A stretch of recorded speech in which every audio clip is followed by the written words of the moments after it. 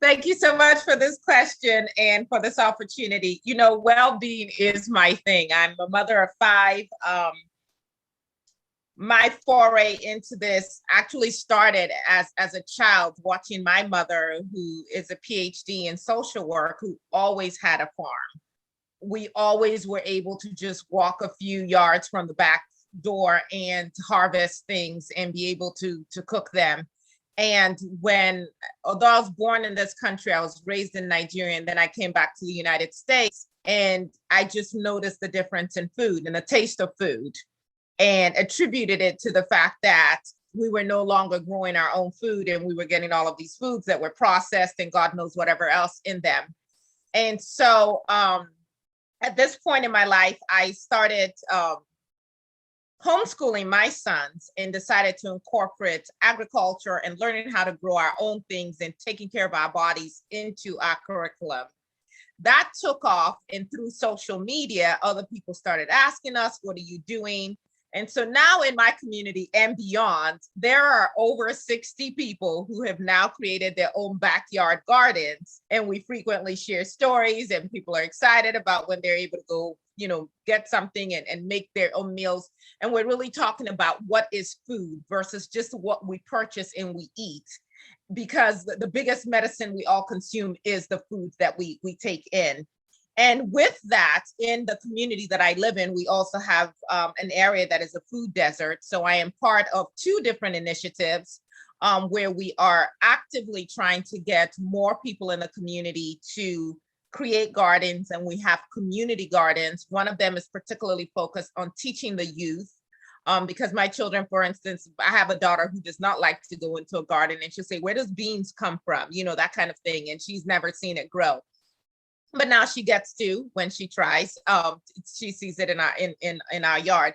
But at any rate, we have one that focuses on youth, and then another one where we have just had community members who donated land, or at least have given us land for free for a time period in areas that are highly trafficked, if you will.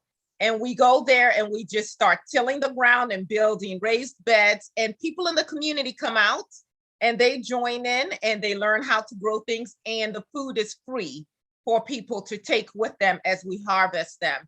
So in terms of well-being, particularly focusing on the issue of what we're feeding ourselves and what we consider food, and how relatively easy it is for all of us, no matter where we live, whether you're gardening from in the ground or in containers, whether you live in a high rise or wherever, we can grow some of our own food, and we can change our relationship with food. I think that's extremely important as we talk about freedom, because we're literally eating ourselves to death in some of the choices that we're making, and some of the choices that we may feel forced upon us.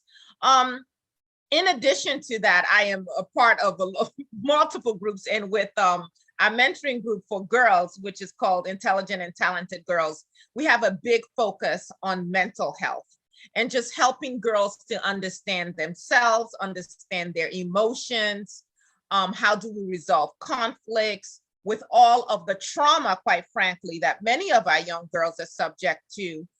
With all of the concern about sexual trafficking, which unfortunately, again, is huge in the area that I live in, just helping these young women to figure out how to be in their bodies, to process what they're feeling, to give them tools to address it, including self-defense tools, but also just teaching about meditation and breathing and being in tune with yourself. And so there are just a lot of things that we're trying to do to really highlight the importance of us taking our power back to be well mentally and to be well physically. So those are some of the things that we're doing.